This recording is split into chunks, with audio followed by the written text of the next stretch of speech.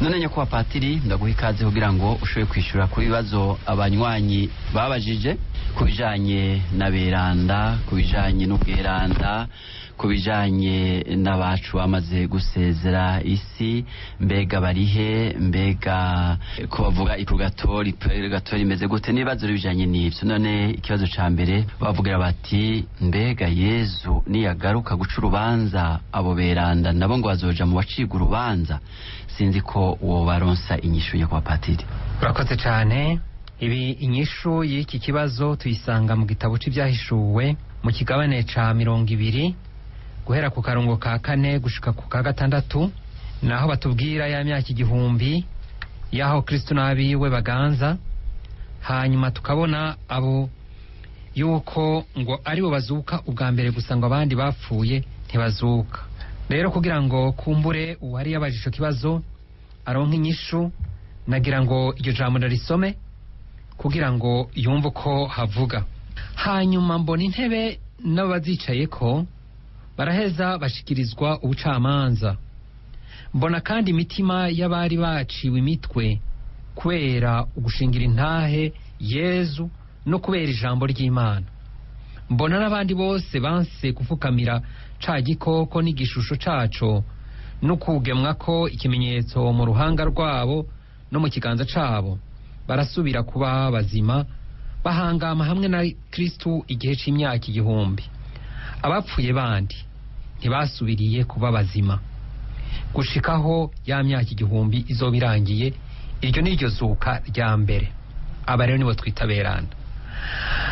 Arahiriwe kandi ni mweranda usangira kuri iryo zuka rya mbere. Abo nibo urupfu rwa kabiri rutazoshobora gukorako, ariko bazoba abahereza nkuka b'Imana na Kristo, kandi bazohangama hamwe nawe imyaka 1000. Turavye rero mu kigabane ca 20 nyene karongo ka 11 gushika kwa 15 niho tuca tubona rero urubanza rwa nyuma rw'imperuka ruraba abo bandi batazutse. Bivuga rero kuri ico kibazo ca mbere yuko muri urwo rubanza abo beranda batazoba barimo, ahubwo bazoba bari mu bacimanza nabo kuko bazoba bahangamye hamwe na Kristo. Ikibazo kigira kabiri twabajije n'uwitwa Bekimase ati ujya gusabira bapfuye birakenewe mu gihe hari abapfira mu gicumuro kigoye. Aha rero uyu yabajije ati gusabira bapfuye birakenewe kandi hari abapfira mu gicumuro kigoye. Iki yise igicumuro kigoye sinzi carico, ariko ico nzi nuko muri Bibiliya handitse yuko igicumuro kitarekurirwa ari kimwe, ni igicumuro cyo kuri mutima mweranda. Ivyo turabisanga muri Luka 12 akarongo k'10. Kw'ibicumuro vyose nibizoba vyarakozwe kuri mwana bizorekurirwa kiretse igicumuro cyo kuri mutima mweranda. Aha rero kandi ikindi nagira ngo ndamukebure ko ndamubwire nuko burya nta igihe umuntu ariko arapfa nta muri ujya mwanya ntubuzi vyabaye. Tuca tufata akarorero kuri bya bisuma bibiri byari bibambanywe na Yesu. Kimwe cararokotse, ikindi kiragira gute, ikindi kituma kija mu muriro kubera iki? Kubera inyifato cagize. Aha muri ujya mwanya ntituzi bihaba. Abari bafashe bijya bisuma bibiri ntibazi vyabaye hagati yiwe na Yesu. Natwe niko bimeze. Hama ikindi nagira abantu nagira nkebure n'abantu ubu sinzi gituma usanga mu manza nk'igihe baherekeje uwitavye Imana usanga nyambara kubura amajambo bavuga, ugaca usanga ngo uyu ngo ahubwo ngo ni mweranda, ngo ahubwo ngo azodusabira. Nibabe bitonda kuko nico gituma tuvuga muri ca gisabisho ca Mwaramutse Mariya ngo cyane cyane umunsi tuzopfa, kuko igihe cyo gupfa ashobora kuba yarahagaze neza ariko yakiyakana Imana. Ashobora kuba yari mu gicumuro kigoye hama akagera gute agaheza muri uwo mwanya ariko aracikana, ntituba tuzi vyabaye. Rero iki cyo kuvuga ngo nta akamaro karahari kuko nkuko twabibonye mu gitabo ca 2 c'Abamakabe mu kigabane ca 12 mu murongo wa 38 twarabonye yuko bikenewe kubasabira kandi dufise ukwizigira. Eko witwa Leonidas ati none umuntu yomenya gute ko wewe yapfuye ko yabaye mweranda? No kuvuga ngaha ico twofata igihambaye si kuvuga ko wawe yapfuye aba mweranda, kuko ubweranda ntibuza kubera bamusabiye. Ubweranda buza kubera yamaze kugira gute, yafashe uwo mwanya mu buzima yabayeho. Mu buzima yabayeho niyo yari umweranda. N'ahandi iyi mitima iri mu ipurugatori dusabira, tuyisabira kubera iki? Tuyisabira kugira ngo bashobore kubona Imana amaso mu yandi. N'ahandi ibi by'ubweranda kuvuga ngo womenya gute ko wawe yabaye mweranda, ni ukuvuga igihambaye nuko abona Imana, nico ipurugatori ibereyeho. N'ahandi ntabashobora kubona Imana mu maso mu yandi. Aberanda nabo ni babandi baba barabayeho mu bweranda nyene bakurikije inema z'ibatisimo. Ega ubundi yitwa Nadine ati iyo umuntu apfuye adasenga ati tumusabiye imisa atashobora gushika mu ijuru.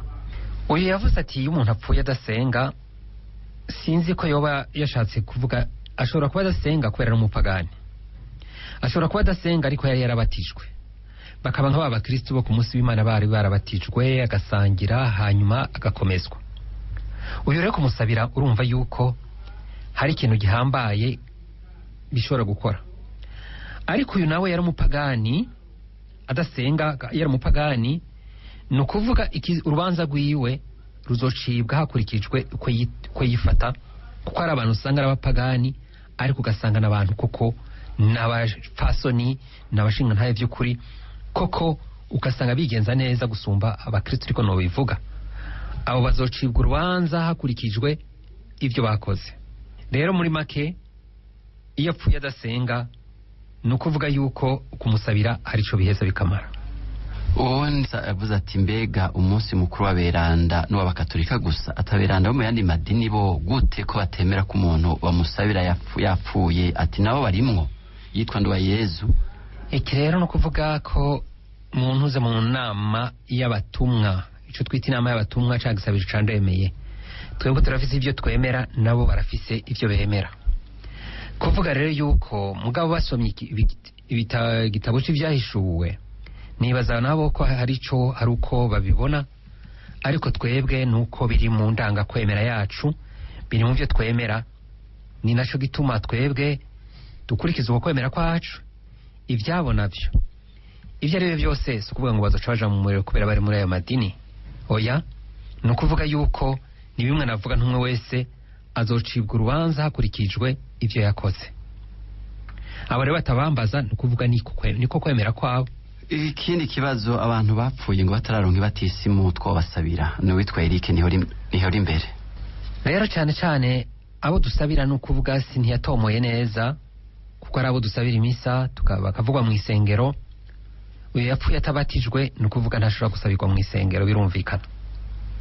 Ariko wewe urashobora kumusabira nk'uwawe nyene, ariko atari byo kumushira mu misa, aho urashobora kumusabira. Ati turemera ko aberanda babaho ariko ntiturumva aberanda b'abarundi, none ntabariho. Ni ukuvuga Ekleziya y'u Burundi iracari nto, imaze imyaka 120 hafi muri iyo. Murumva yuko aho abandi bari mu myaka 2000 irenga bakiriye Yezu Kristo nk'umwami. Aha rero murumva yuko aberanda barahari.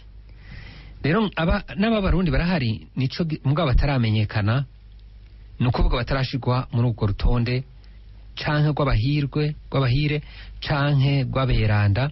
Ni ukuvuga yuko barahari, ni babandi rero bahimbarizwa hamwe bose, bamwe batazwi, bahimbazwa kuri ya tariki ya mbere y'ukwezi kwa11. Kumbure gusa hasigaye yuko bashigwa hakorwa ibikenewe bigaca mu nzira bicamwo kugira ngo baheze bamenyekane. Ubundi yitwa Renirida ibugendana ati uri kure itongo ry'abapfuye yifuza kuja kubasabira, ariko akabona ahari ntatemwa muhira umuntu agiye aho hari ico. Nukuvuga izo ntatemwa ngira ngo ziri muri vya bindi navuga, bimwe byuko imbere yuko abamisiyonari baza ko abarundi bashingura babo imuhira, ariko aho abamisiyonari bazi baradufashije kugira ngo haboneke amatongo y'abitavye Imana ntatemwa. Maze muri ayo matongo twarabonye yuko akenshi hari amatongo y'abakristo, kandi n'abakatikumene bashobora kuyashingurwamwo, baba bafise ubwo burenganzira. Rero wavuga ati aho ubonye hari ntatemwa woheze ukaja kwasabira. Iye ngira ngo inyishu irangoye kuronka, kuko batubwira ico batubwira batubwira kuja mu ntuze mw'itongo ry'abitavye Imana. Sinzi ko aho hantu rero abashinguye aho ariyo ntatemwa ko twokwita ngo ni mw'itongo ry'abapfuye, ariko ico nzi cosho nuko ari itongo ry'abapfuye, mugari rikaba ni itongo ry'uwapfuye canke nukuvuga yuko bifatanye n'iki naho abantu baba, nico gituma ivyo bintu bigoye vyo gushingura abantu iwabo kandi twari twarabirenganye. Harundi yabaje ati umwana yapfuye yarabatijwe se imyaka 9, ati twomusabira imisa atabatijweho birakunda? Uwatabatijwe ntidushobora kumusabira imisa, ntibikunda, ariko ico yogira no kwizigira gusa, kuko ekleziya burya irafise ahantu isabira abitavye Imana bose, n'abitavye Imana irabasabira. Hanyuma ariko urumva ko hari ikintu cyari kimeze neza imyaka 9 yose atarabatizwa, no kuvuga yuko no ku bavyeyi biwe bari barasamaye. Aho rero uraheze ukamusabira mu mutima wawe, mu bisabisho vyawe, ariko mu misa byo kumusabira imisa ntibikunda. Undi ati mu yandi madini batubwira yuko upfuye atihanye ngo biba biheze, ngo nta purgatori baho, muduhe umuco. Sinzi ico bita ngo apfuye atihanye, kuko kwihana sinzi ko ari uko kugenda kubatizwa mu mazi menshi cyangwa ari kugira gute, ariko kwihana akarero tubona nika bya bisuma bibiri byari bibambanywe na Yesu. Ngira ngo ico yita kwihana ni bimwe bya cagisuma, sinzi ngene bacita ko ari gisuma ciza, sinzi ko bacita ko ari gisuma ciza, bacita rubonraro. Rero urya turabona yuko nibanga ryiwe hagati na Yesu muri uwo mwanya, muri urya mwanya isase bari basigaranye. Rero nahandi kuvuga ngo apfuye atihanye, hari aho umuntu aheza nuko twoheza tugaca bugufi, kuko je ndibuka ahantu bigeze kumpamagara, kuko iburaya murabona ko ubuhinga bwarateye imbere, bari bavuze ko umuntu aza kwitaba saa 9, nanje bampamagaye saa 4 kugira ngo ngende, ariko turi mu nzira tugiye, mukenyezi wiwe arambwira ati burya naho tugiye umugabo wanje yarihakanye ekleziya. Hanyuma nasa n'utavyumvise, ariko nshitseyo nsanga yamaze gutubwenge. Hama ndibuka none bite, ego mu gihe bimeze gutyo nukuvuga ko ushobora kumuha amasakaramentu, ariko ico gihe namubwiye ntitubanze dusenge tuvuge ishapure. Twaravuze ishapure umurongo wa mbere, wa kabiri mbona arakanuye, biradutangaza. Hama mbona yerekanye amaboko yuko yirekuye natashobora kuvuga, nje ndamuha amasakaramentu. Nukuvuga rero ivyo kuvuga ngo kwihana burya nuko twoheza tugaca bugufi, kuko hari igihe dushaka Imana mutima mweranda huhira hashatse, ntitumenye yavuye, ntitumenye niyaja, ariko tumenye yuko ntiduhave tugira imbibe, kuko arashobora kwihana muri kijya gihe cyo gucikana. Ego murakoze. Witwa Belize nawe ati twokora iki kugira ngo nk'ababa muri ayo matongo bakingirwe inkurikizi mbi mu gihe ngo vyabaye mu kutamenya? Abo rero baba muri ayo matongo kuvuga babashingura, kuko murabona burya bivana n'ingene umuntu aba yarabayeho, kuko abo bashingurwa ngaho si kuvuga yuko aba ari abakristo, ntibaba ari abakristo, ari nk'abakristo. Aho urumva nyene mu bamukingiwe, kuko shetani ishobora gukoresha wa mubiri wiwe wize gutera ingorane, ariko abandi nabo usanga bari nk'abapagani b'inkozi z'ikibi nyene. Ni ukuvuga ko ngaho ari ukuvyitega, kandi biragoye. Mugabo nk'uko yavuze ati twovyikingira gute, kuvyikingira nuko uri umukristo atari wa wundi ajarajara, uri umukristo ahagaze neza mu bukristo bwiwe, aho naco bigutwara. Hari uwundi yagira ati ko araberanda bahimbazwa kenshi muri ekleziya, ati barabiki? Arongera ati mbega niko kaberanda benshi ari abazungu, iyo umuntu apfuye ari mweranda aja mu ijuru direct? Yitwa Placide niwe bibajije. Ego ati iyo umuntu ndagihere hepfo, ati iyo umuntu apfuye ari mweranda atagenda mu ijuru direct. Kumbura ivyo twavyumvise kuri Papa Yohani Paulo wa kabiri, niho abataliyano baca bavuga ngo sanctus subito, no kuvuga ngo agiye kumweranda ubwo nyene. Mugabo byabaye ngombwa yuko barindira igihe gitegekanywa naho kumbureje hakoreshejwe igihe gito, ariko sikuvuga ko ubwo nyene baca bamushira mu rutonde rw'aberanda atakibanje gukurikizwa. Aha rero yabajije ati none haraberanda bahimbazwa kenshi, sinzi ngira ngo yoba ariko avuga nk'aba Paulo, abavuga ati bahimbazwa kenshi kumbure nka Paulo, kuko turahimbaza igihinduka ryiwe cyane cyane ikintu duhimbaza kuri Pawulo mweranda niki ihinduka ryiwe. Hanyuma kumure twari guhimbaza hari nka Yohani Batista nawe nyene arahimbazwa ivuka ryiwe, tugahimbaza n'ubumaratiri bwiwe kuvuka mu ijuru. Hari na Bikira Mariya ngira nabo ashaka kuvuga. Aba rero nuko atari nk'abandi, kuko nka Yohani Batista Yezu wenyene yaramushingiye intahe, aravuga ati mu bana b'abantu, mu bana bavyawe n'umugore ntawe usumba Yohani Batista. Yego naho umuto mu bwami bw'ijuru amusumba, ariko Yohani Batista ati n'umuhanuzi pe, mu bavyawe n'umugore ntawe usumba Yohani Batista. Abo rero no kuvuga ni babandi baba koko ico babaye muri ekleziya, no kuvuga ko kiba gihambaye. Hamara ikindi yavuze ngo kubera ikara abazungu, nabivuze si kubera z'abazungu, kuko nk'akarorero hariho nk'abo ngaha hirya hakurya ya Tanganyika, hari nk'uwitwa Anuarita. Anuarita si umuzungu. Hari uwo muri Sudani yitwa Bakita si umuzungu. Hari Augustino n'umwarabu, hari Cipriano n'umwarabu, hari Perpetua, hari abamaratiri b'i Buganda sabazungu. No kuvuga yuko ahubwo gusa bariya nuko bakiriye ubukristo bwabashikiriye kare kuruta twebwe. Kuwitwa Jire Igitega ati mwitongo abahaba ngo babasara gute kandi barahahezagiye. Atababa mwitongo no kuvuga yuko mu bisanzwe ingene umuntu yoba urumva n'itongo ry'abapfuye. None umuntu yoja kuba mwitongo ry'abapfuye gute kandi gitwa itongo ry'abapfuye?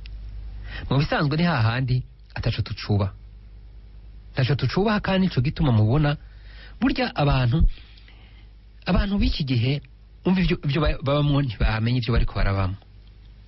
Ni hahandi usanga n'impuzu uyu usanga ziriko utuntu tw'uduhanga, cya kimenyetso c'urupfu, ugasanga barambara, ugasanga yigira nyene igihangange, ugasanga aridundarika, mugabo ntamenye yuko yambaye ikimenyetso c'urupfu. No kuvuga ni nk'aba bandi ibyo muzokwama mwabibonye, ni nka kurya nk'iyo wambaye ikimenyetso c'umugambwe baca bamenye ati uyu ari mu mugambwe kanaka. None nawe wambara ikimenyetso c'urupfu aho kwambara c'ubuzima, none wewe uje kuba mwitongo ry'abapfu kubera ko bamwitongo ry'abapfu kandi itongo ry'abapfu aho kuba mwitongo ry'abazima. No kuvuga rero ibi ico rero nagira ngo ndamuhe mu muco. Mu bisanzwe abo bantu baba barashinguwe ngaho hantu bose ntawe ubazi ivyo uko bari babayeho, niyaba yari umupfumu, niyaba yari umurozi, none bibaza ko bizogenda gute? Bibaza ko uzoronka amahoro? Nico no muha ku muco. Witwa Jean de Dieu ati mutubwiye ngene hatu aberanda Mikaeli, Rafael na Gabriel ngo nico bajejwe. Aba bita ngo ni beranda, abo n'abamarayika, abo n'abamarayika bakuru tubona rero ati kubatora no kuvuga bisunze muri Bibiliya, ni biri muri Bibiliya. Aya mazina tuyabona muri Bibiliya, nk'ibi vya Mikaeli tubibona cane cane mu gitabo ca Daniyeli be no mu gitabo c'ibyahishuwe. Hanyuma Uweri Mikaeli, hama Gabriel nawe turabizi cane cane mu gihe c'ivuka ry'umukama ko ari we yakoze ubutumwa buhambaye. Hanyuma na Rafael turamubona mu gitabo ca Tobi. Rero no kuvuga yuko araberanda, no kuvuga n'abamarayika niberanda kubera iki? Kubera bagamburukira Imana kandi bakaba ari bakuru. Hari uwundi yitwa Diane ati mbe harya umusaseredoti ariko arahereza abacu bitavye Imana abadondagura, nawe ugaca udondagura abawe ku mutima, mbe hari ico bifasha kuwitavye Imana? Aya ibyo bintu no kuvuga yuko honyene nabyo byo kudondagura, nabyo byo kudondagura burya birimwe amahinyu bukeye, kuko mu bisanzwe hari uko bitunganijwe gusabira abitavye Imana.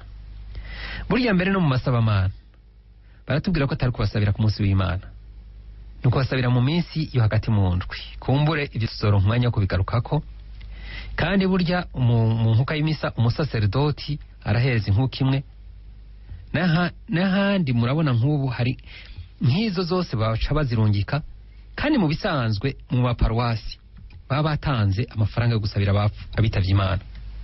Nk'ubu utanze amafaranga yo gusabira uwitavye Imana atari vya bindi baca bavuga ngo nabiwe bose, ukamenga Imana icimenya abo bose nabiwe niki.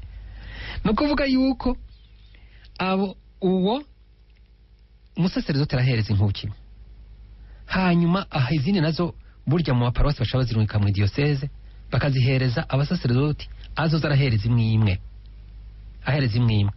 harimo rero ico kintu ciki harimo ico kintu cyo kugira ico utanze no kurubwa hari ikintu witanze arakigoro wagize kandi ugaheza ukabasabira bagasabirwa na ekleziya yose. Wewe rero burya uburi umwe kandi ivyo uri kuragira sivyo amasabamana uri mutwawe abana bari kubagira iki bari kubagira ivyikoraniro. Aha rero no kuvuga yuko ivyo sivyo. None si nkuko yoba ariko aramusabira ari no muhira canke mu kindi gisabisho gisanzwe ciwe ico gisabisho naco kimaze kuwitavya Imana. Nagombye kuvuga yuko atari co kimwe ni nayo mazina bari kuravugwa kuko abo bariko basabirwa n'ikoraniro ariko nawe ariko basabira wenyine kandi ariko agira ivyiwe. Ivyo rero ashobora kubigira n'ahandi atarinze kubigira muri ico gihe. Yego arashobora kubasabira mugani ntiwibaze ngo bifise inguvu nkizo zawo ariko aravugirwa ngaho. Ego murakoze. Ubundi yitwa Elias yagiteye iyo aciye mu itongo ry'abitavye Imana agasanga ngo barahubatse. Urumva aho yahora ngo biramubaza cyane ngo umuhanuriki. Yitwa Elias.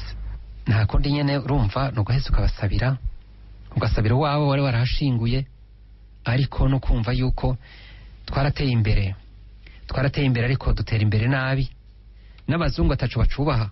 Mbona ibyo bintu bavyubahiritse kumbure bagira gusa bya bintu byo mbwa bitongo ry'abapfuye bakaririra mugabo bararyubahiriza hamahagaze bakagira gute bagaheza bakimura za mfa. Ego hari uwundi yitwa Inosa mu Rutana tembe abacu bapfuye umuntu yobasabira mu gisabisho ciwe ca misi yose ati vyoba ari vyiza. Ego ukibira musabira mukabasomeshereza n'imisa nkuko nyene ariyo nzira ya ekleziya kuko urumva uhejeje ukamusabira ukasomeshereza imisa hama muri iyo misa ukazibamwo aho urumva bigira inguvu gusumba uko wowe kuko ari ego uraheza ukabasabira ukabagira amaneveni. Ivyo ni bisanzwe kandi ni nkenerwa. Ego hari uwundi nawe yitwa Josafati niwe agira ati mbega ko tuvuga ngo Bikira Mariya mweranda dusabire uno munsi tuzopfa twoshobora kuvuga tuti Josafati mweranda dusabire uno munsi tuzopfa. Oya ivyo byo kuvuga ngo Josafati mweranda dusabire uno munsi tuzopfa ivyo bisanzwe biri muri kijya gisabisho ca Bikira Mariya. Hanyuma cyane umuvyeyi niwe ikibanza afise kirahambaye hama nico gituma tumubwira ngo atube hafi kuko igituma tumusaba ngo atube hafi ni kubera iki. Urivuka muri ca gisabisho cyo kugira kigiye cyo kuraganira ko twishikana ku muvyeyi Bikira Mariya ngo turabana batoto hama nuko vuga ni nka kumwe Yezu yaha Bikira Mariya Yohani munsi y'umusaraba natwe iyo tubatijwe tuba tumwakira. None rero tumwakire nk'umuvyeyi nuko adusabira cyane igihe cyo gupfa kuko ico gihe ni gihe gihambaye burya nuko twoza turagira igisabisho cyo gupfa neza. Karundi yabajije ibibazo gisa n'ibyabajijwe ati mbega wapfuye yiteguye tworinda kumusabira. Kuvuga ngo yapfuye yiteguye yego hari uko wabonye yuko aronse amasakaramentu mugabo muri kijya gihe ariko arasambagirika niko no bivuga. Bijya rero ibihabera no bigereranya na bya bisuma bibiri byari bibambanywe na Yesu. Muri kijya gihe adagishobora kuvuga no kuvuga yuko tubana tumusabira ariko ntubuzi byabaye. Nico gituma rero twewe tutoheza ngo ducibanza uvuga ati no kuvuga igihe kigeze baraheza bakagira gute bakavuga bati uyabayeho gutya. Hari ikindi naco ni witwa Dismas mwijena none gisa n'icabajije ati mbega umuntu yapfuye yari munyavyaha atiteguye inkuka y'imisa imumarira iki nibaza ko mwacishuye. Umuntu apfuye atabatijwe iherezo nirihe canke apfuye atambitswe impeta yari yubatse hoho ngo bizogenda gute. Yitwa Felicien. Umuntu apfuye atabatijwe no kuvuga yuko nari namaze kucishura kiratomoye azociga urubanza hakurikijwe ivyo yakoze kandi ivyo yakoze no kuvuga iki no kuvuga burya umuntu arazi ciza akamenya n'ikibi. Yego kumbure bivana n'ingene n'imico ifata ibintu ico gihe ariko hari abantu usanga bari beza pe bakavuga ati uyu muntu yari umuntu mwiza yari afise umutima mwiza uyo rero azociga urubanza hakurikijwe uko yabayeho bikurikije ubuzima bwiwe. Mbega umuntu ho ntibavugira ati yaragambariye umutima mweranda kuko ijambo ry'Imana ryigishwa hose ugasanga araryumvise mugabagumye ari umupagani. Yego. Nk'abo rero baba baragagaje nyene hari ababigirana akagagazo, ariko no kumenya yuko naho yaba yarabigiranye akagagazo hari igihe usanga azocibwa urubanza hakurikije ivyo yakoze. None haraho baba babivuga nko abantu benshi bakunda kwishimikiza inyandiko nyeranda, haraho baba bavuga kubijanye nabo batabatijwe iherezo ryabo. Ni ukuvuga yuko aho biri ni ukuvuga abo bose batashoboye kumenya, dufate nk'abarundi bapfuye bataramenya Kristo, ni ukuvuga abo birumvikana, ariko abubu hariho abantu ijambo ry'Imana riravugwa hose, amaradiyo ararivuga, mugasanga harimwo nk'akagagazo canke sindengeno bivuga, ugasanga ntuhurumbiye iyo batisimu kandi kubwira yuko ari tugira abana b'Imana. Kumbura ugasanga mu migenzo uriko uramuraba yafite imigenzo myiza. Yego yo ni ukuvuga yaragagaje pe, akabona yuko akabona ikibereye mbwa kanka kugikora. No kuvuga ico ni cyaga icumuro twavuga cyo kuri mutima mweranda. Uyo ni wa wundi wo kugicumuro cya mutima mweranda, uyu urumva ko azorushirwa duce tubihereza Imana. Yego. Ariko uyu nawe yavuze ati yapfuye atambaye impeta. Yapfuye atambaye impeta, ariko nawe yapfuye atambaye impeta. No kuvuga yuko yari yarabatijwe. Arasangira arakomezwa mu mutima mweranda. Wari kubugeni bwabo butahezagiwe yubatse rupagani. Ni ukuvuga rero yuko uyu si ukuvuga ngo kwacaja mu muriro. Ya urumva hariho yabatisima, hariho n'ibindi, kuko burya rega naho uba wacikiye, naho utagize gute ubatse gipagani, mugabo waraba ntikikubuza yuko banenja mu misa. Ubu uba wihagaritse mu masakaramentu wenyene, mugabo ntibikubuza yuko ubandanya ibindi bikorwa muri ekleziya. Ni ukuvuga wabona abo ni abana ba ekleziya. Rero si ukuvuga yuko ntiduce tubacira urubanza ngo yazoja mu muriro, oya. Gusa mugabo umuntu iyo acaguma muri ivyo, kandi ikindi naco erega si ukuvuga ngo yambara impeta gusa nko kwambara impeta ngo yubake Kristo. Hari icyo bisaba navyo nyene, bisaba yuko ugo rugo rubaho nk'ubwo abakristo. Navyo nyene si ibyo byonyene bice biguma ngaho byonyene. Aha rero niho ntiduce twumva yuko uwapfuye atambaye impeta, atambikanye impeta, no kuvuga tubatse Kristo yuko azocaja mu muriro. Oya. Yego, mbevyo ntiwobishira muri vya bicumuro byo gucumura kuri mutima mweranda.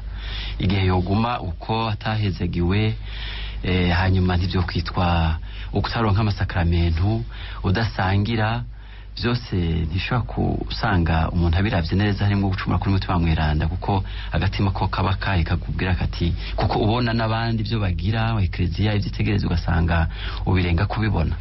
Oya, ngaha twaba tugiye kure cyane, kuko hari nk'igihe ushobora gusanga nk'ububakanye wumva ari we yari mu bintu bitagize gute, ari mu bintu bitatomoye. Mugabo rero urumva ni hahandi usanga bigoye umuntu, usanga ari babandi b'abakristo bagoyagoye. Kristo rero bagoyagoya, Paulo mweranda atubwira ati twebwe dukomeye mu kwemera, muri twihanganire ngo bafise amagara make. Abo rero no bashira muri abo bafise amagara make kumbure bataratahura. Sinoca mvuga ngo bacumuye kuri mutima mweranda, kuko burya bituma atagira adaheza ngo yubake Kristo. Ushobora gusanga ari byinshi, mugabo rero ntiyoca yigumira muri ivyo wahitemwe, kuko urumva bahisemo iki, yahisemo iby'isi aho guhitamwo iki, aho guhitamwo iby'ijoro. Yego, murumva yuko bangahe babiri batambitswe impeta, urubanza rushobora gutandukana bivana n'ingene umuntu abaho. Neza cyane. Yego. Hari uwundi yitwa Francine, niwe yabaje ku kibazo cya gucumura kuri mutima mweranda. Nibaza ko niba yagumye yumviriza ingene wishura wakivuze, niba yagira ati sinahura ukuntu bacumura kuri mutima mweranda, ngire nibaza ko yavyumvise. Uwundi ati kubera iki umweranda, ati abayiranda umweranda bamwemeza n'ingoga hari umuhimbazwa amaze igihe ataremezwa, ati biva kuki? Bivana kuko nk'ubu nka Papa Yohani Paulo wa kabiri bavuze Santo Subito, no kuvuga yuko ati abo mweranda ubwo nyene, no kuvuga byari ibintu ubweranda bwiwe bwari nuvuga ko bwibonekeza, mugabo hategerezwa gukurikizwa ibyo byari byarabaye, hategerezwa bambe ibitegerezwa gukurikizwa. Hanyuma ikindi naco nukuvuga umweranda nuko yabaye akarorero, kandi azobana nyabakarorero, nukuvuga bivana n'ivyo aba yarakoze. kuko n'ubweranda bugereka ntibungana. Hariho aberanda bahambaye, hari abo duhimbaza ubu umunsi mukuru cyane, hakaba umunsi mukuru, hakaba abo twibuka bitegerezwa, hakaba n'abandi twibuka Eklezia yibuka. Ibyo rero byerekana iki? Byerekana ko aberanda barasumbasumbana. Ego, hari uwundi yitwa Virginia ati uwazuye intatemwa ari umucangiro ati yari umukristo atanaca batakaje. Wazuye intatemwa mucangiro ariko yirondera amafaranga, ariko aya matindi y'amafaranga nayo nyene ntiyoheza ngo atumugoka. Ntiyo tumugoka, urayamuhebera mwene yakaheza akagira gute. Aha rero nobigereranya nawe mwashobora kugira gute ati nshaka amafaranga ari ushaka kwicisha umuntu, jewe mpanda ndamwiyica ibisigaye numva nkayo niko nobigereranya jewe. Ego, hari uwundi yavuze ati uwo bishitse akiyahura ati bigenda gute, aja hehe? Uwo bishitse yahura ni ukuvuga iki gicumuro cyo kwiyahura ni ukuvuga yuko hari nk'abo ushobora gusanga burya mu mutwe ubugira umuntu arinze ayiyahura, ni ukuvuga ko haba hari ikintu kitagenda neza. Ni ukuvuga rero nk'uyu ntashobora gusabirwa mu misa, ni ukuvuga icesa, ariko wiwe yomusabira kuko Imana yonyene niyibizi. Yego yari yambuye ubuzima mugabo, ni ukuvuga mu Kirundi ho bavuga ngo ntawiyahura atarozwe. None nk'igihe yoba yiyahuye agwaye, none wumva twebwe urumva ko duca bugufi. Ngo umuntu arashobora gusaba aciye ku mitima iri mu purgatori, bigenda gute? Oya, imitima iri mu purgatori turayisabira gusa, ntabyo tuyisaba, nta yindi migenderanire dufise, duca kuri Yezu Kristo, nta na kimwe tubasaba, abo turabasabira gusa. Ego, ariko uwisabira ashobora kuronka imihezagiro. Ubasabiye ugasaba ugacisha kuri iyo mitima? Oya, uwisabiye yo kugira ngo ego ahubwo nico dusabwa. Ego, mbe naco idutegeze Eklezia muri kwezi kwa 11. Ego. Ikindi kibazo n'uwitwa Adelphine atawe tubwira ko abapfuye atabubasha bagifise badusabira gute. Nibaza ko uheje kusa n'ucishu icyo kibazo. Ati je birananira, n'uwitwa Mando ati je birananira gutahura yuko umuzima asabira wapfuye munsigurire. Ahubwo umuzima ni wasabira wapfuye nyene, kuko nkuko tubibona nabivuze mu gitabo ca 2 c'Abamakabe. Kandi burya no kuvuga yuko Imana itwihishurira ikurikije aho tugeze gutahura ibintu. Rero no kuvuga yuko igitabo ca bene Makabe ni hamwe ni kimwe dusangamwe ngo abafiriye Israeli, no kuvuga bari barateye intambwe mu gutahura muri ico gitabo. Hanyuma rero natwe nk'abakristo tukumva yuko igisabisho cacu kidafise imbibe, kandi noneho Yesu yarabivuze ati harageze igihe aho abapfu bazokumvishwa iby'umwana w'Imana, ati harageze igihe muri Yesu Kristo. Rero biciye muri Yesu Kristo emwe birashoboka, byose birashobokera uwemera. Yego. Uwitwa Evode ati none umukristo avyishakiye yoje kugira igisabisho mu itongo. Yego, none nk'uwagiye gusabira uwiwe nk'igihe aja kumwibuka araheza akagenda, mugabo si kuvuga yuko bugiye gusabira bari muri iryo tongo bose ntabyo boshobora. Ariko mu kwa 11 turarekuriwe kuza gusabira abapfuye mu itongo. Itariki 2 birarekuwe. Iyindi minsi yo mu kwezi kwa 11. Iyindi ni hamwe ugiye gusabira iwawe canke hari uwundi ugiye gusabira. Yego. None nivyo imitima iri mu purgatori iradusabira, birashoboka ico mwacishwe n'uwitwa Sandrine, imitima mu purgatori ntidushobora gusabira ngo nitwe tuyisabira. Ati wundi yitwa Ipimaka ati sinatahuye ukuntu kuba mu itongo y'abapfuye bitera indwara zo mu mutwe, nibaza ko naco nyene mwacishuye. Naze ko mwacishuye. Yego nacishuye. Aberanda batanditswe tubibuka ryari, nibaza yuko ari igenekezo rya mbere ukwezi kwa 11 twarabibutse tariki 1. Yego. Ati hariya ati nibaza yuko ni tariki 2 hariho abo twibuka batanditswe bapfuye bose. Oya mubera gusa tuba twasabiye aberanda bose n'abazi n'abatazwe. Ubu rero yari witwa Goreti. Hari undi yitwa Aloyize ku Mushashi Gitega ati hariya hatawe abantu ati hariya hatawe abantu Kivunga, ati twoha agaciro kahe nk'iki rero. Iki ni ikindi kintu gihambaye burya kiba gisaba iki, gisaba gukira kw'abantu benshi. Aha rero ko twasabira ngira ngo hasi noheza ngo ntomore kumbure inyishu nzoyirondera kugira ngo nzobaza abandi ahandi ho kumbura aho byabaye ingene bikorwa, ariko ngaha sinoshobora gutanga inyishu. Ego ngira kumbure muzoheza mu itoronse mu bindi biganiro. Ikindi kibazo ni ico witwa Didase hariya muri Pawase Didase simuna paruwasi yavuyemo ati mutubwire akamaro ko gutembereza ibisigi by'umweranda mu paruwasi. Ego cyane ibi by'ibisigi mu maparuwasi no kuvuga yuko bavyita guha icubahiro ibisigi by'umweranda. Ibi rero guha icubahiro ibisigi by'umweranda no kuvuga yuko umweranda burya naho aba yarapfuye, nuko nyine mvuga ngo aba yarapfuye ni muzima n'ibyo twabonye mu gitabo cy'ibyahishuwe ngo basubiye kuba bazima, ni bazima. Rero ni ukuvuga rero n'ivi byabo ni ukuvuga biraheze bigafasha iki, hari inyigisho zitangwa kandi hari ibikorwa gusa kugira ngo babitembereze, ngira barabonye ko hari ibisabisho biba, hari inyigisho zitangwa maze bavuga n'ubuzima bwa bamweranda, ni ukuvuga yuko tugaheza tukamuhwana nawe. Ni nka kumwe rero nari navuze nti kandi noneho dusomye no mu byanditswe ibyo turaheza tukabibona. Ni nka kumwe kwa wa mugore yavuga ati ninapfa gukora no kumutamana wiwe ndakira, kuyonga bw'umutamana wiwe. Hama hari n'ahandi tubona tubibona ivyo by'ibisigi, ariko cyane cyane tubona iki, tubona yuko bari muzima. Ego mu kiganiro giheruka mwavuze kubijanye n'abepiskopi bambara impeta, yaciye avuga ati muvuze ko abasaseredoti batambara impeta kandi mpora mbona hari abazambaye, ati mbere n'abafurera n'ababikira bazambaye, ati mu mpinyishu mu mpumuco.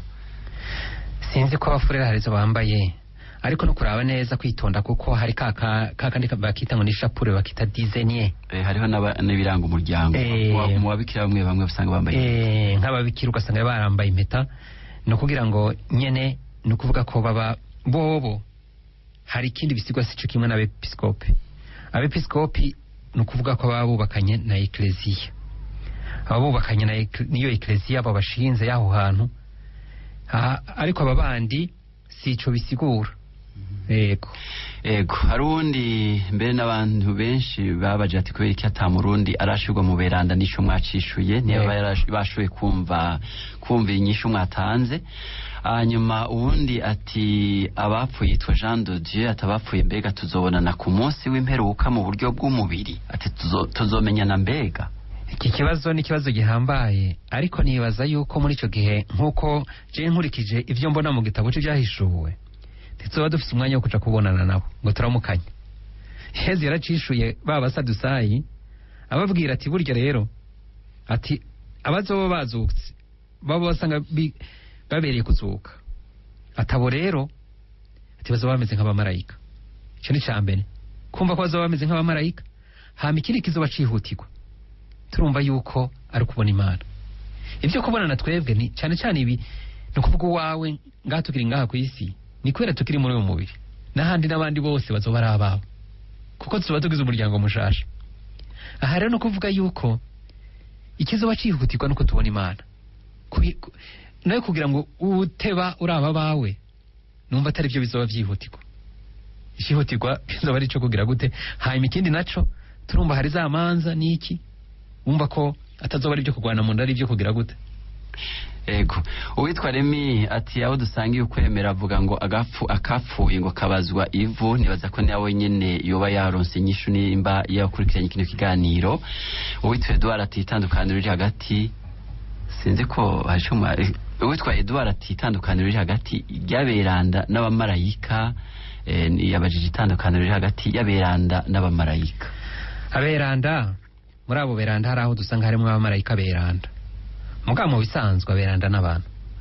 Aberanda n'abantu babaye koko basanga ubweranda n'Imana kubera ko bakiriye bemeye gutagatifuzwa. Hanyuma abamarayika nabo ni biremwa bitagira umubiri, ni biremwa bitagira umubiri kandi bidapfa. Rero abamarayika hari abamarayika beza kandi hakaba n'abandi babi. Aba babi rero nibo bita amashitani, amadayimoni n'ibiki, nibo abo ni babi. Abeza nabo bakorera iki, bakorera umukama. Rero aberana n'abamarayika baratandukanye. Witwa Prime abashitse muri eklezia n'inahaye barasabira abakiri mu yishuriro canke basabira abakiri mu kurugendo gusa nibaza yuko babasabira ivyo twemera nuko abo bakiri mu yishuriro ari twebwe tubasabira oya abari muri eklezia n'inahaye barasabira abakiri mu yishuriro ivyo twemera basabira twebwe abakiri mu yishuriro ntibasabira oya basabira twebwe natwe igihe tubasabira bashitse abo basize inyuma ntibasabira mugabo rero hari ikintu twomenya ni ikintu bita urusangi rw'aberanda urusangi rw'aberanda ni ukuvuga yuko hari uko bitunganijwe mugabo muri abo bose tugize eklezia imwe yego mugabo nitwe dufise ubutumwa bwo kubasabira ariko kubijanye n'iki kibazo abamaze gushika muri eklezia n'inahaye ntibasabira abo basize inyuma bakiri mu yishuriro oya basabira bazima yego ariko twebwe turashobora kubasabira tukiri bazima kandi ikindi naco nagira ntomora burya kubera iki basabira twebwe sinzi wavuze ati nk'ubu umusaserdoti ati hanyuma hagati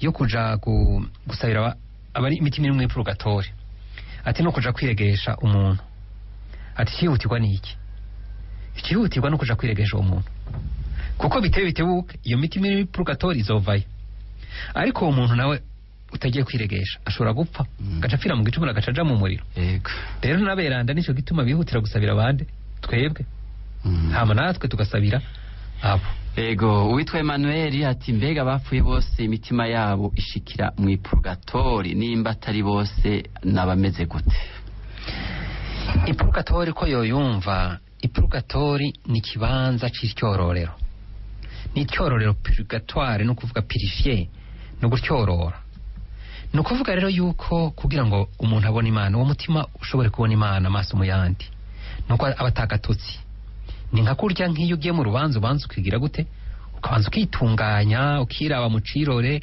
n'iki hanyuma ukitunganya n'abandi rero naho hantu bitunganiriza kandi nabivuze yuko burya nivyo ducamo ngaha kuri iyi si hari bimwe byo novuga bimeze nk'ipurgatori bivanye n'ingene tuvyakiriye ego mbega nciye mbazanye ni kwishanye n'ico kibazo muri ipurgatori bavuga yuko ari eklezia ibabara mbega abari mu ipurgatori bababara kumwe ntibababara kumwe urumva nyene gutyorora dufate nk'ubu bafise sinzi ikintu novuga kiri ku mubiri hari aho ushobora gukoresha nk'uburosi bw'icuma kugira ngo ico kintu kinyukure gikureko rero nawe urumva hari ntibinganya da kuko bivana n'umwe wese n'ivyo bintu aba afise ategerezwa gutyororwa yego aho hati hariho imjiri ivuga ivy'umutunzi mubi n'umwororazaro atariko inama y'abatumwa ikavuga iti ndorera izuka ry'abapfuye n'ubuzima buzokurikira ati none n'uyo mwumva azozuka uwo mutunzi mubi yitwa Samuel Bakebajije uwo mutunzi mubi ujya gusaba urya sintuze inyigisho sihagiri muri iryo jambo ry'Imana nibarisoma neza aho inyigisho iri no kuvuga ngo naho wapfuye yozuka ngo abantu bazokwemera ngo nibatahindurwa n'ijambo ry'Imana burya inyigisho ntiri ni ukuvuga ko igihindura abantu atari bitangaza hari abantu bagenda bashinga intahe ngo urumva ngo narapfuye ngo hanyuma ngo ndazuka ngo niki ivyo turabikunda kubisanga mu madina mwamwe ariko burya igihindura abantu sivyo bitangaza igihindura umuntu ni ijambo ry'Imana hajya niyo nyigisho irimo rero ntiduce dufatira kuri rijya ngo duce dufata ivyizuka ivyizuka dufate iyo nyigisho uko kwemera kwa eklezia hanyuma nitwashaka turabe no muri iki gitabo c'ivyahishuwe nkuko twayibonye turubanza rw'imperuka hanyuma kuvuga turarindira urwo rubanza rero ariko kumva yuko ababeranda batazoba barimwe muri abo yego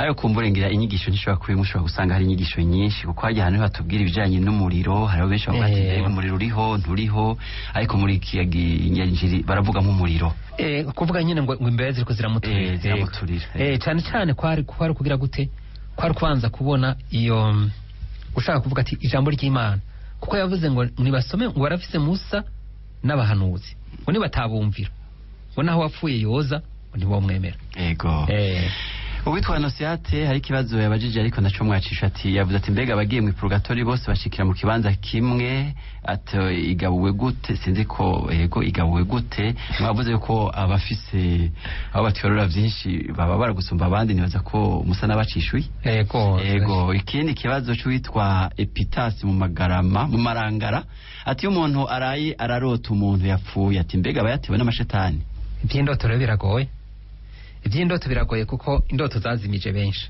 ariko rero mu gihe uriko ubona utangwe kurota uwawe, jewe ico nohanura umuntu nuko waheze ukamusabira cyane cyane ndamusomeshere zimisa, nico kintu numva nokora amusabira. Ego nagira nsabe Patiri muze muranyerutsa kuko ndabona ibibazo bava bitishurwa byose kandi ata undi mwanya tuzoha kino kiganiro ko bapfuye kumbura hari ibindi mwateguye. Hari ikindi agira ati mbega abana baguye buta ati si beranda ata episkopi bacu bitavye Imana kubera iki ngo badashirwa mu beranda no witwemire. Ico rero no kuvuga hari igihe bisaba, kandi bisaba yuko n'abakristo nabo nyene ingene baba bariko barabikora. Ni nka kurya ibuta ubona hari benshi bagenda baragira ingendo nyeranda, ariko hakagera igihe rero eklezia havi kagira gute igahava igatangura ibyo bikorwa hari ababisavye kugira ngo babikore uko nuko bigenda, birafise uko bigenda. Mugabo abakristo bo hariho ingendo baba babanje kuza baragirayo. Yego kumbe ubu bashobora kuba ari muri baberanda bataramenyekana kuko Eglise itaravyemeza. Wati hagati yawe nanje hari imanga nini ati mbega ntituzohava dusanga ibisabisho byacu ari mfa gusa no witwa Roger muri kuri Mutanga Sud. Oya no kuvuga yuko ico batubwira nuko akiri ku isi nubundi hari hasanzwe hari imanga. Imanga ntiyabayeho ari uko amaze gupfa. Imanga yahabaye bakiri muntu akiri ku isi. Ego. Hari ikirundi ati Kristera munanira ati mbega beranda bashitse mwijuru baramenyana ico mwacishe niba yumvise. Ati iyo umuntu apfuye ari mu gicumuro kire kugwa na musenyeri gusa ariko akaba yari yarabimenyesheje umusaseredoti nawe acaja hehe. Hari ibyo umusaseredoti bigoye bisanzwe bizwi n'amategeko ya eklezia, hari nk'ibishobora kurekurwa na Roma navyo birahari. Igihe rero atarashikira Roma kugira birekurigwe mu bwaka yamenyesheje umusaseredoti cabajije no kuvuga yuko nk'umusaseredoti ntaje Roma, no kuvuga hari ibyo ubu urabona ko ubuhinga bwagize baraheza bakagira gute bakarungika bakoresheje ubutumwa kugira ngo bishike Roma. Igapfuye bitarakunda ko bisaba umwanya yamaze kugira urwo rugendo. Ni nka kurya k'umukatikumene iyo apfuye yaramaze gutanga urwo rugendo no kuvuga ibatisima bayironse. Yego. Ubundi ati mu purgatori mbega bamara igihe kingana gute abazopfa ati juste ngo umuhero w'isi ubwira ube ati nabo bazojayo yitwa Noire ikiganda. Abari mu purgatori ntibari mu bihe nka twebwe ibyo turimo. Ni kuvuga ngo umunsi umwe imbere y'Imana iminsi igihumbi ngana n'umunsi umwe. Hari biragoye kuvuga ngo iminsi bamarayo niyi. Iki ni kibazo tukirekera Imana. Hariba ibitabo bavuga ngo bamara imyaka 30 canke 40, hariho n'uwundi ngo yamaze imyaka 1040. N'ibitabo bimwe usanga bavyandikamo ntawe uzi ko ekeziba yaravyemeje. Nibaza kumbura ashobora kuba afatiye kuri ivyo mu kubaza ico kibazo. Ivyo nibaza ko twobirekera Imana basi. Nabimwe Yezu yavuga ati ivyo bizwi na data. Yego. Ati mbega ko atazuka riraba aberanda bavuye he? Urumva ntiyemera ingene bavuga ngo haraberanda kandi atazuka riraba. Yego. Sinakuyensubira murungike mu gitabo cy'ibyahishuwe kigabane ca 20 akarongo ka 4 na ka 6 hamaca bandanya mu kigabane nyene muri ico kigabane akarongo ka 11 gushika ku ka 15. Ati iyo umuntu yitavye atakironka amasakramentu twomusabira gute? Nibaza ko nacone mwacishuye. Yego. Sinzi ubundi yashabwa ati mbega indulgencia ni iki? Nije turuda mu Nyakabika. Indulgencia rero no kuvuga yuko ico ni inyigisho yofata uwundi mwanya sinoshobora kwishura muri aka kanya gato dufise, ariko no kumva yuko ni harya no kuvuga hariho inkurikizi z'igicumuro novuga rero zihanagurwa n'ico bita indulgencia.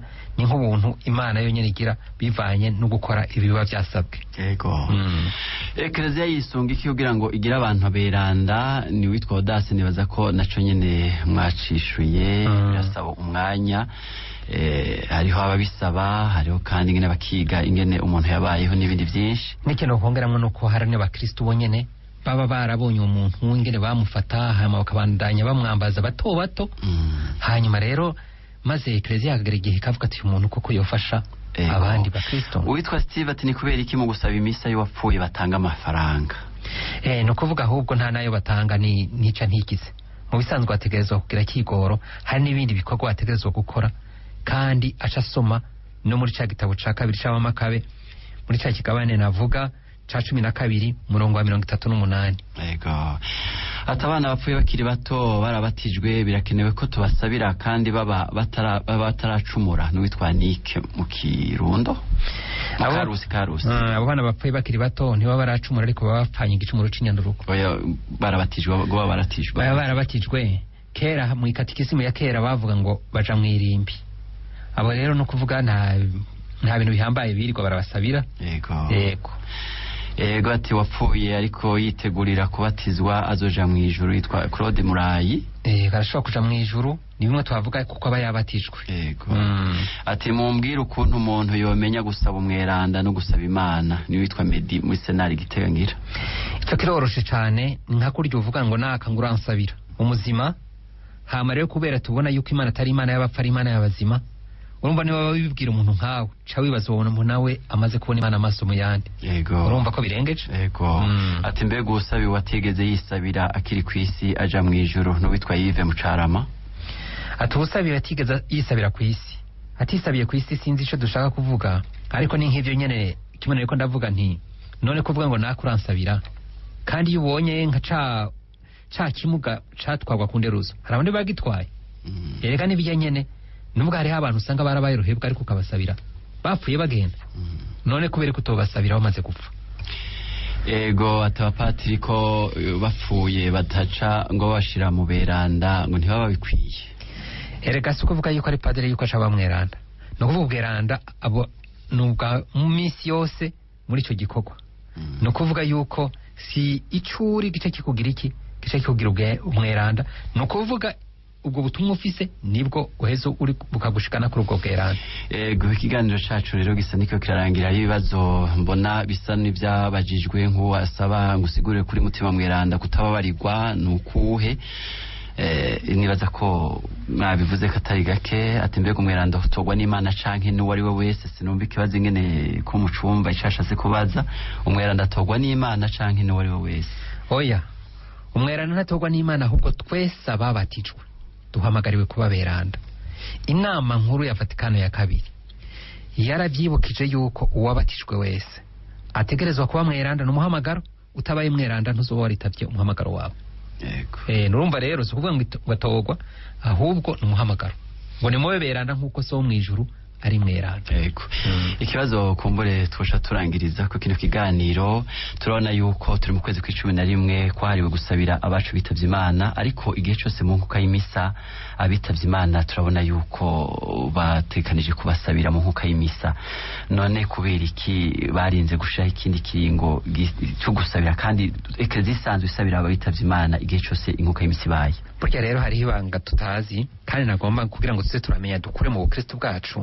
no kuvuga yuko burya hari iminsi mikuru muri eklezia iba yashizwe harya kubera hari ikindi kintu c'ubupagani kuko burya ico kintu c'ubupagani kitavuye kugira ugikureho no gushiraho ikindi kintu kigira gute gisikura ca kindi burya rero hariho ku itariki ya 11 hari ikintu bita Halloween no kuvuga no umunsi mukuru w'abapfuye itariki ya 10 ni bambe itariki imwe yo kwezi kwa 11 burya hariho umunsi mukuru w'igipagani wita Halloween no kuvuga rero kandi ubuho rero banayitera imbere kuko urabona ko ubupagani ubu turiko dusubira mu bintu by'ubupagani twarimo kera ni nka kurya usanga n'abapfumu bararonse inzira bagaca baja muki bakaja ngo ni mu bavuza imiti y'ikirundi ugasanga abapfumu ubu uye bari mu ntuze barafise association yemewe n'amategeko na Halloween rero no kuvuga nayo yari iki kintu c'abapagani kandi ubu barabigira abafise kuri burya buhinga bwa internet bakaraba kuri Halloween baca babona ico bivuga rero no kuvuga eklezia burya hajya hari naberanda twibuka ko ni kugira ngo hari ikintu c'ubupagani cari kihari kugira ngo nijya minsi mubona ari ubupagani nuko kugira ngo ishobore gutakatifuzwa burya ni nuko kenshi tutabizi ego